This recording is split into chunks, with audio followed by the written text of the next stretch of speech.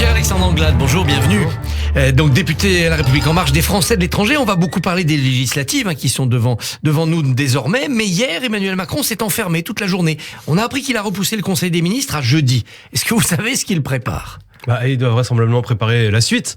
Et la suite, c'est la composition d'un nouveau gouvernement. C'est l'esprit des institutions. C'est nécessaire, on ne peut pas continuer avec le même jusqu'aux législatives. Il y a un nouveau projet pour le pays qui a été proposé et validé par les Français dimanche soir.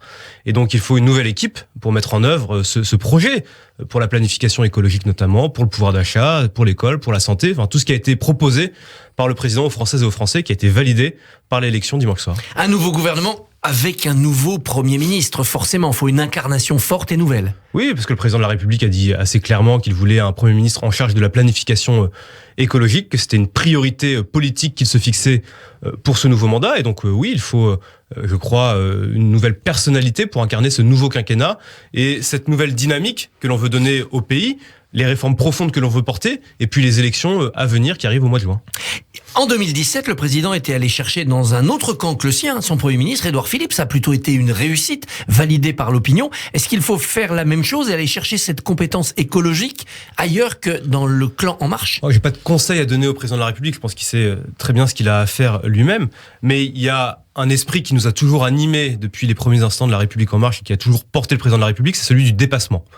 Et donc c'est, à mon sens, important de continuer à faire venir à nous des Françaises et des Français, des élus qui viennent de la droite, de la gauche, des écologistes en l'occurrence, de la société civile, et de continuer à renouveler en permanence. Et donc, moi, je ne préfère pas m'attarder sur un camp plus qu'un autre, mais cet esprit de dépassement est extrêmement important, et je pense que nous allons continuer à le porter, que ce soit au gouvernement ou à l'Assemblée nationale, avec une nouvelle majorité. Une idée qui circule depuis plusieurs mois, c'est qu'il faudrait nommer une femme à Matignon. Il n'y en a pas eu depuis Édith Cresson, 91-92. C'est aussi votre sentiment, votre désir ? Mais moi, mon sentiment et mon désir, c'est d'avoir la personne la plus efficace au bon endroit, au bon moment. Si c'est une femme, c'est encore mieux. Et donc, moi, j'espère que prochainement, notre pays pourra avoir une femme Premier ministre, parce que c'est vrai que beaucoup de grandes démocraties européennes, on pense évidemment à l'Allemagne, alors c'est une chancelière, c'est un peu différent, c'est pas tout à fait le même mécanisme institutionnel, mais on voit que dans beaucoup de pays européens et de pays dans le monde, des femmes arrivent aux plus hautes fonctions de l'État. Et donc, je pense que c'est le sens des choses. Cela étant, ça ne doit pas être un critère décisif. Le critère, c'est d'abord la compétence et la capacité à mettre en œuvre un projet extrêmement puissant pour le pays. Alors, le président, dimanche soir, a surtout promis d'inventer une nouvelle méthode pour gouverner. À quoi cela peut-il ressembler ? Mais la nouvelle méthode, ça doit être une méthode où nous menons plus de concertation. On a eu dans le premier quinquennat, notamment dans la première année, parfois une volonté d'aller très vite, très fort, sans concerter suffisamment.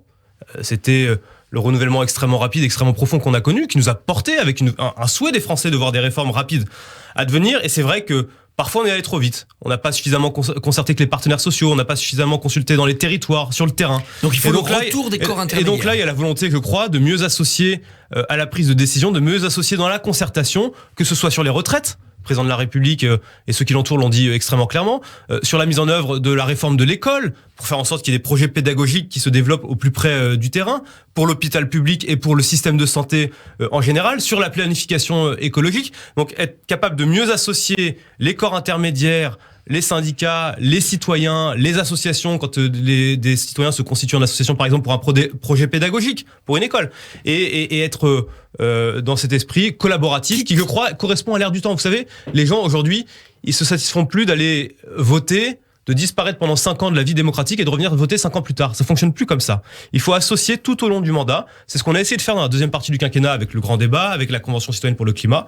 Il faut qu'on aille plus loin là-dessus. Éventuellement avec des référendums sur certaines grandes questions. Bien sûr. Et tant pis si ça fait perdre du temps à certaines réformes. Mais moi, je crois qu'il faut d'abord prendre plus de temps pour laisser mûrir les choses dans l'opinion et dans la société. Vous voyez que sur des grands sujets comme les retraites, par exemple, il faut expliquer encore, parce qu'il peut y avoir beaucoup de doutes, beaucoup d'angoisse, et c'est ce qui s'est passé d'ailleurs dans l'entre-deux tours. C'est-à-dire que le projet d'Emmanuel Macron avait été caricaturé par une partie des oppositions. Le président s'est attaché à le définir, à le préciser. Arrondir les angles aussi. Arrondir les angles, mais c'est normal, c'est un second tour. Vous rassemblez une partie des Français qui n'ont pas voté pour vous au premier tour. Donc ça, c'est la logique politique qui veut ça. Mais il faut expliquer et mieux convaincre les Françaises et les Français. Et puis hier, patatras, Bruno Le Maire déclare qu'il ne peut pas garantir qu'il n'y aurait pas le 49.3 pour valider la réforme des retraites. Oui, mais Bruno Le Maire a expliqué qu'il y a différents attributs dans la Constitution qui sont à la disposition d'un gouvernement. Mais c'est pas du tout l'esprit dans lequel on se trouve aujourd'hui. L'esprit dans lequel on est, c'est de vouloir construire avec les Françaises et les Français cette réforme. Et donc, on n'est pas du tout dans une logique de passage en force ou quoi que ce soit. Parce que la dernière réforme, elle était passée en première lecture au 49.3. Oui, parce qu'on était dans une situation différente. On sortait, rappelez-vous, à l'époque de la crise des Gilets jaunes. On avait une opposition très forte. Des oppositions qui avaient déposé des dizaines de milliers d'amendements qui avaient empêché d'aller au bout du projet. Donc c'était un contexte différent. Là, on a la volonté de mieux construire, de mieux associer, de mieux préparer, et je pense qu'on va y arriver. Ce vote m'oblige, a dit le président dimanche soir à propos des électeurs qui ont voté pour lui, d'abord pour faire barrage à Marine Le Pen. Ce vote l'oblige à quoi ? Ça l'oblige à prendre en compte une partie des Françaises et des Français qui aujourd'hui ne se retrouvent pas dans le système politique tel qu'il fonctionne. Quand vous avez un vote contestataire, Mélenchon d'un côté, Le Pen, Zemmour de l'autre, aussi fort, vous devez entendre ce qui se passe dans le pays. Quand vous avez un niveau d'abstention et de vote blanc aussi élevé, vous devez effectivement entendre qu'il y a une partie des Françaises et des Français qui ne se retrouvent pas dans le système politique tel qu'il est. Et donc il faut prendre en considération cela, essayer de réintégrer petit à petit tous ces citoyens qui se sont éloignés de la vie publique. Ça passe par des réformes, par l'amélioration du quotidien de la vie des Françaises et des Français, ce qu'on a commencé à faire dans ce quinquennat. Mais il y a aussi beaucoup de Français qui ont voté par adhésion au projet d'Emmanuel Macron. Et ça, je tiens à le rappeler, parce que on a parfois le sentiment que Emmanuel Macron aurait perdu dimanche soir. Il a gagné l'élection présidentielle. Et celles et ceux qui nous disent qu'il est mal élu, il est mieux élu que beaucoup de présidents de la République, il est mieux élu que celles et ceux qui ont perdu en tout cas. Ouais, il est mieux élu que ceux qui ont perdu, bien sûr. Il est le plus mal élu à part Georges Pompidou. Il y a quand même un scepticisme, il n'y a pas d'élan. Oui, mais c'est le premier président de la République qui est réélu au suffrage universel direct. 2 millions de bulletins blancs. Est-ce qu'il n'est pas temps de reconnaître le bulletin blanc parmi les suffrages exprimés ? Moi, je suis pas sûr. Je suis pas sûr que ça améliore quoi que ce soit au fonctionnement de la démocratie. Effectivement, c'est une expression. Ça fait partie. Ça peut déjà se matérialiser aujourd'hui dans le vote. Est-ce que reconnaître le bulletin blanc serait une façon de renforcer nos institutions et de renforcer l'expression démocratique ? Moi, je suis pas certain que ce soit la bonne solution. Moi, ce qui me semble absolument nécessaire aujourd'hui, c'est d'être capable de réinvestir petit à petit les Françaises et les Français dans la vie citoyenne, dans la vie démocratique. Mais c'est pas que pour la politique. C'est aussi valable pour la vie associative, pour la vie culturelle. On a le sentiment, après le Covid, que beaucoup de Françaises et de Français se sont repliés sur ce qui est important, leur vie personnelle, parfois leur vie professionnelle, leur vie amicale. Mais qu'au fond, tout ce qui est public devient quelque chose d'un peu plus lointain. Et bien moi, je pense qu'il faut, par une méthode nouvelle, réinvestir les Françaises et les Français dans la vie publique. Emmanuel Macron a agrégé derrière lui un conglomérat hétéroclite et sans identité claire. C'est Lionel Jospin qui déclare cela dans Le Parisien ce matin. Que lui répondez-vous ? Je lui réponds que monsieur l'ancien Premier ministre se trompe. Qu'autour de lui, il y a des femmes et des hommes avec des convictions extrêmement claires, un projet politique puissant qui a été porté en 2017, de réforme de la France, de réindustrialisation du pays, de refonte du projet européen, que, à l'inverse des autres familles politiques et des partis qui nous ont précédés, notamment au Parti Socialiste, nous n'avons pas l'Europe honteuse et nous partageons des convictions les uns avec les autres. Et donc, il y a un ciment idéologique et politique qui nous lie. Mais il y a aussi la volonté de nous adapter à l'époque que nous vivons. Nous ne sommes plus à l'époque de Lionel Jospin. Quand M. Jospin était Premier ministre, la vie politique et la vie de la société a évolué. Et donc, on voit bien qu'il faut être capable aujourd'hui de construire des solutions avec des femmes et des hommes qui ne partagent peut-être pas tout, mais qui partagent un projet pour le pays. Et c'est ce qui s'est exprimé dimanche soir. Quand on regarde la sociologie du vote, c'est très intéressant. Marine Le Pen arrive très en avance parmi les ouvriers, les employés. Est-ce que la majorité actuelle n'a pas un déficit social à combler pour parler à cette France d'en bas ? Mais moi, je crois qu'on a essayé de faire beaucoup pour celles et ceux qui étaient les plus démunis, les plus défavorisés dans notre pays. On a augmenté la prime d'activité, défiscaliser les heures supplémentaires, ce qui concrètement a eu des effets très positifs sur le pouvoir d'achat, notamment de celles et ceux qui sont au SMIC. On a travaillé pour recréer de l'emploi. Ça ne suffit pas, visiblement. Mais vous avez raison, ça ne suffit pas, mais je le dis quand même, 1 200 000 emplois dans notre pays. On a baissé le chômage de 2 points. On a un objectif de plein emploi dans le quinquennat qui vient. Moi, je suis né en 1986.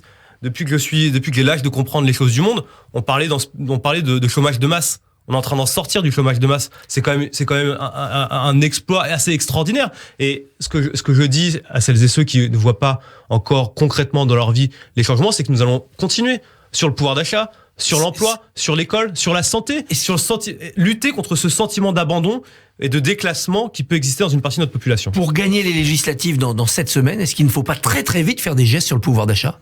Mais on a déjà fait beaucoup sur le pouvoir d'achat. Les 18 centimes, les chèques, quand vous regardez ce qui se passe dans d'autres pays européens, et même dans d'autres pays du monde, quand vous voyez l'augmentation des prix de l'énergie sur le gaz et sur l'électricité, la France est le pays qui a connu l'augmentation la moins forte. Donc ça, d'abord, c'est extrêmement concret, c'est extrêmement puissant. Et effectivement, il y a d'abord des priorités politiques à se fixer pour la majorité qui arrive, sur l'école, sur la santé, et puis il y a des urgences. Et effectivement, il y a l'urgence du pouvoir d'achat. Et donc, dès l'été, nous voulons réindexer les retraites sur l'inflation, dégeler le point d'indice, travailler sur le dividende salarié, la prime Macron.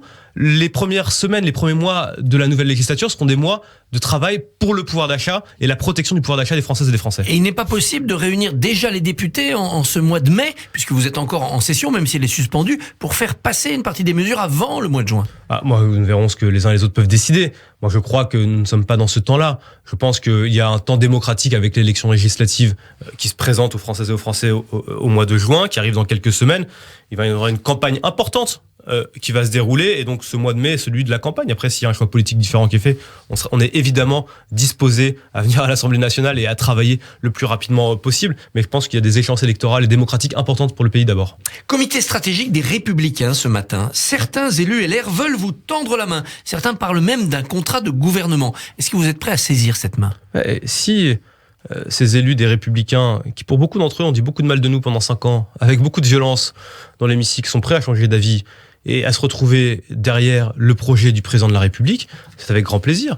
Nous ne sommes pas pour l'exclusion a priori. Nous accueillons toutes celles et ceux qui, de bonne foi, de bonne volonté, vont se retrouver dans le projet du président de la République. S'ils veulent mener un projet qui va transformer notre école publique, rénover notre système de santé, renforcer le projet européen, faire de la lutte pour le climat une priorité politique de ces premières semaines du quinquennat, ils sont les bienvenus. À l'inverse, s'ils veulent démonter les éoliennes, ce sera plus difficile pour eux. Il y a entre vous et les Républicains, si j'ose dire, un nouveau mouvement, c'est Horizon. Horizon est dans la majorité présidentielle, mais animé par Édouard Philippe, qui vient de LR, qui vient de la droite. Quel sera le rôle d'Horizon dans les législatives ? Est-ce qu'il y aura des circonscriptions réservées aux amis d'Édouard Philippe ? Édouard Philippe a été le Premier ministre d'Emmanuel Macron, un Premier ministre extrêmement important du début de quinquennat, qui aura guidé la majorité pour mettre en œuvre des réformes importantes pour le pays, dont on récolte les fruits aujourd'hui, notamment sur l'emploi, le marché du travail, etc. Il a souhaité créer une formation politique, c'est son choix, et évidemment qu'Horizon a toute sa place dans la majorité, comme c'est le cas depuis maintenant de nombreuses semaines, depuis la création de ce mouvement. Donc oui, il y aura évidemment des circonscriptions pour des candidats d'Horizon, c'est une évidence. Après, vous dire le nombre et où, ça n'en sait rien, mais évidemment qu'Édouard Philippe est un pilier de la majorité. Mais est-ce que ce n'est pas contradictoire avec la volonté du parti unique, du grand parti unique affiché par Emmanuel Macron ?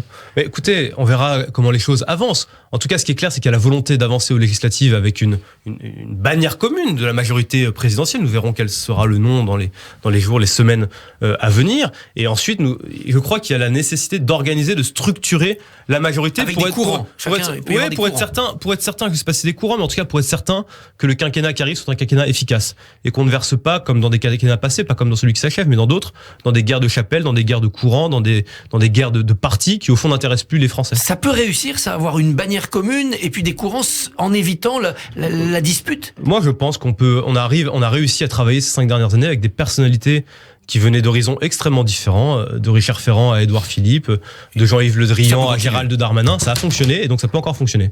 Pierre-Alexandre Anglade, merci et bonne journée. Merci à vous.